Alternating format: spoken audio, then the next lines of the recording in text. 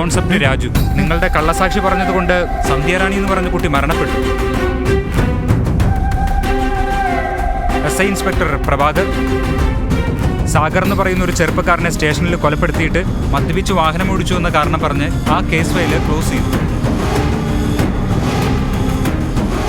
Celebrity astrologer Ragi alias Ramakrishna സ്വത്തിനു വേണ്ടി സ്വന്തം ചേട്ടൻ മോഹൻ കൃഷ്ണയെ അതിക്രൂരമായി കൊലപ്പെടുത്തി.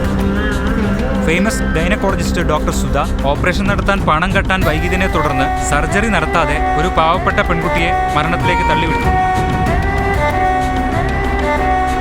രമണ ആൻഡ് കീർത്തി കണ്ണുപോലും അറിയാത്ത രീതിയിൽ മദ്യപിച്ച് വാഹനമോടിച്ച് സ്കൂളിൽ നിന്ന് വന്നുകൊണ്ടിരുന്ന 2 ചെറിയ കുട്ടികളെ ഷേണൈസ് ജംഗ്ഷനിൽ വെച്ച് വണ്ടി ഇടിച്ച് കൊലപ്പെടുത്തി.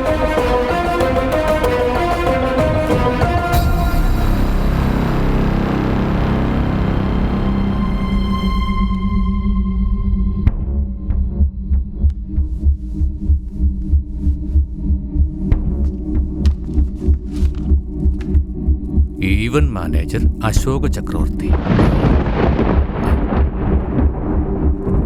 ഹോട്ടലിൽ വരുന്ന പെണ്ണുങ്ങളുടെ വീഡിയോ എടുത്ത് അതുകൊണ്ട് കച്ചവടം നടത്തുന്നവൻ. അങ്ങനെ ഒരു വീഡിയോ കാരണം സുരേഖ ഒരാളെ കൊല ചെയ്തിട്ട് ഒരു കുറ്റബോധവും ഇല്ലാതെ എങ്ങനെ ജീവിക്കാൻ സാധിക്കുന്നു? നിങ്ങൾക്കുള്ള പണവും പ്രശസ്തിയും എല്ലാം വെച്ചിട്ട് ഒരു ശിക്ഷയും കൂടാതെ ഇറങ്ങിപ്പോകും. പക്ഷേ തെറ്റ് ചെയ്യുന്ന ഓരോ ആളുകളും ശിക്ഷ അനുഭവിച്ചേ പറ്റൂ. അതാണ് യാഥാർത്ഥ്യമാകേണ്ടത്. ഞാൻ പറഞ്ഞ എല്ലാ കാര്യങ്ങളും നിങ്ങൾക്ക് മനസ്സിലായി കാണും.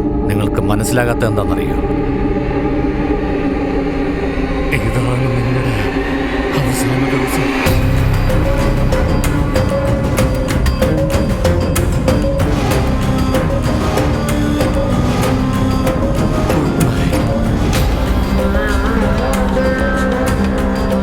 എല്ലാത്തിനും കാരണം നീയാണ്.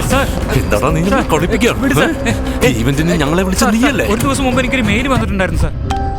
അത് ഓപ്പൺ ചെയ്ത് നോക്കിയപ്പോൾ അതിൽ 2 ഇൻസ്ട്രക്ഷൻ ഉണ്ടായിരുന്നു സാർ. ഒന്ന് നിങ്ങളെ വെൽക്കം ചെയ്യണമെന്നും പിന്നെ 8 മണിക്ക് എൻവലപ്പ് ഓപ്പൺ ചെയ്ത് വായിക്കണമെന്നും. തനിക്ക് എൻവലപ്പ് എവിടെ നിന്ന് കിട്ടിയേ? അത് ഞാൻ വരുമ്പോൾ ഇവിടെയാണ് സാറേ ഇരുന്നത്. നോക്ക്, ഇവൻ പറയണ കണ്ടെന്നോണെന്ന് മനസ്സിലാവും. ഇതാണോടാ ഈവന്റ് നടത്തുന്ന ഹാള്? ഇത് ഈവന്റ് ഹാളൊന്നും അല്ല. ഇത് പഴയ ഒരു ഭ്രാന്താശുപത്രിയാ.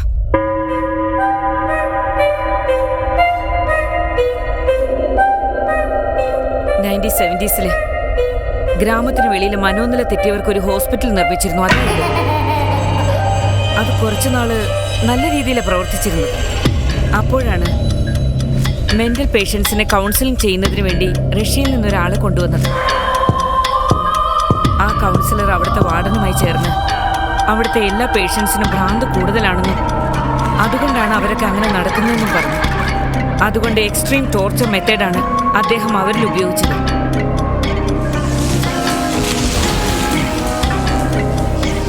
ആ ടോർച്ചർ താങ്ങാൻ കഴിയാതെ അവിടുത്തെ 30 പേഷ്യൻസും ഓരോരുത്തരായി മരിച്ചുകൊണ്ടേയിരുന്നു. ഇവിടുത്തെ എല്ലാ വിഷയങ്ങളും അവിടെ ജോലി ചെയ്തുകൊണ്ടിരുന്ന ഒരു വാർഡ് ബോയ് മൂലം ഒരു ജേർണലിസ്റ്റ് അറിഞ്ഞു. ഈ കാര്യങ്ങളൊക്കെ അന്നത്തെ ഒരു പ്രമുഖ പത്രത്തിൽ പബ്ലിഷ് ചെയ്തു. അപ്പോഴേ തന്നെ ഈ ഹോസ്പിറ്റൽ ഗവൺമെന്റ് സീൽ ചെയ്തു. ഞാൻ MBBSന് പഠിക്കുമ്പോൾ ഈ ഹോസ്പിറ്റലിനെ കുറിച്ച് കേട്ടിരുന്നു. എന്നാൽ അത് ഇതാണെന്ന് ഞാൻ ഇവിടെ വന്നതിന് ശേഷം അറിഞ്ഞത്.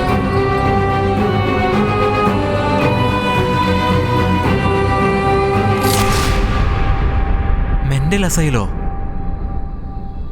എന്ന് വെച്ചാൽ മെന്റൽ ഹോസ്പിറ്റൽ അല്ലേ?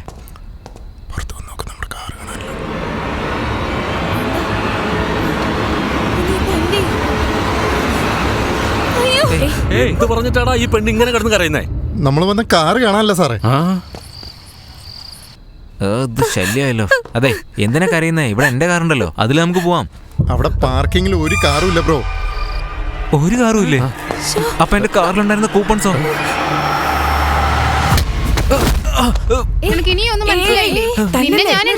ഒന്ന് ചെയ്യല്ലേ?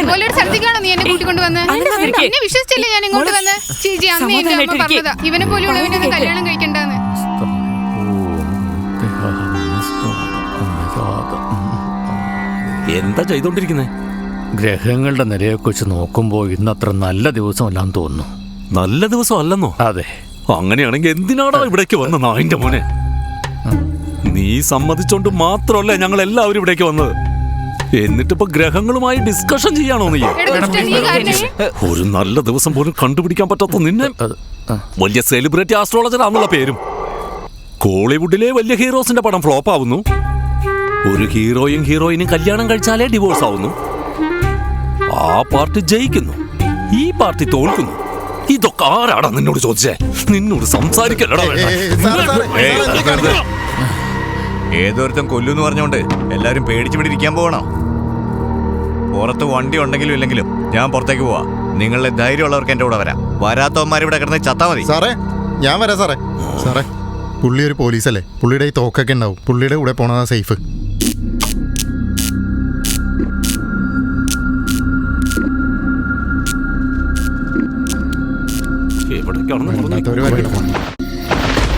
പ്രൊഡ്യൂസർ സാറേ, സാർ എന്തിനാ സാറേ അയാളോട് ഇത്ര ദേഷ്യപ്പെടുന്നത്? ദേഷ്യം മാത്രം? എന്നെ വിട്ടെങ്കിൽ ഞാൻ അവനെ കൊന്നുകളഞ്ഞൻ. അവൻ കാരണം ഞാൻ ഈ അവസ്ഥയിലായത്. എന്റെ നാട്ടിൽ ഞാൻ നല്ല ജോലിയും ചെയ്ത് നല്ലോണം സമ്പാദിച്ചോണ്ടിരുന്നോനാ. ആ നായിന്റെ മോന്റെ വാക്കും കേട്ട് സമ്പാദിച്ച് അത്ര എടുത്ത് സിനിമയിലിട്ട്. പക്ഷേ അവന്റെ ഗ്രഹനിര തന്നെ മര്യാദയ്ക്ക് പറയാൻ കഴിയാത്തവൻ എങ്ങനെയാ എന്റെ അവസ്ഥ ഗണിച്ച് പറയുന്നേ? അതാ എനിക്ക് ദേഷ്യം വന്നേ. നിങ്ങൾ വന്നില്ലായിരുന്നെങ്കിൽ ഞാൻ അവനെ കൊന്നുകളഞ്ഞേനെ. സ്വാമി നിങ്ങൾ പോയിക്കോ, ഞാൻ വന്നേക്കാം. ഇവനെയൊക്കെ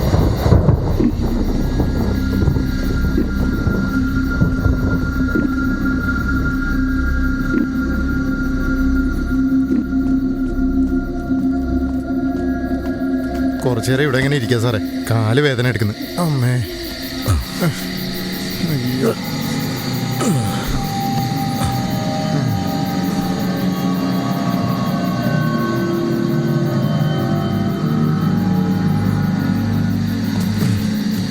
പക്ഷെ സാറേ നമ്മുടെ കാര്യം എങ്ങനെ അയാൾക്ക് മനസ്സിലായത്?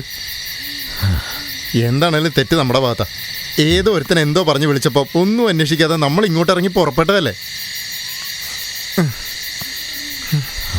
അമ്മേ ഒരുപാട് നേരമല്ലോ. അയാൾ അവിടെ പോയി നോക്കിയിട്ട് വാ. എനിക്ക് തനിച്ചൊന്നും പോകാൻ പറ്റില്ല. നിങ്ങളും കൂടെ വാ. എനിക്ക് തനിച്ച് പോകാൻ പേടിയാ. ശരി വാ പോവാ. വാ സാറേ.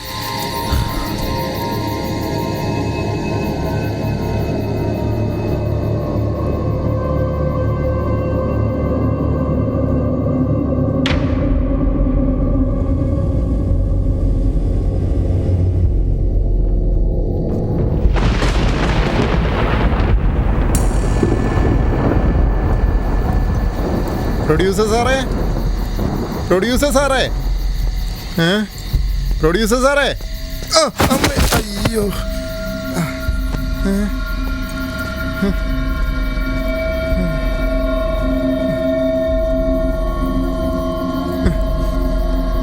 ഇങ്ങേരിത് എവിടെ പോയി സാറേ?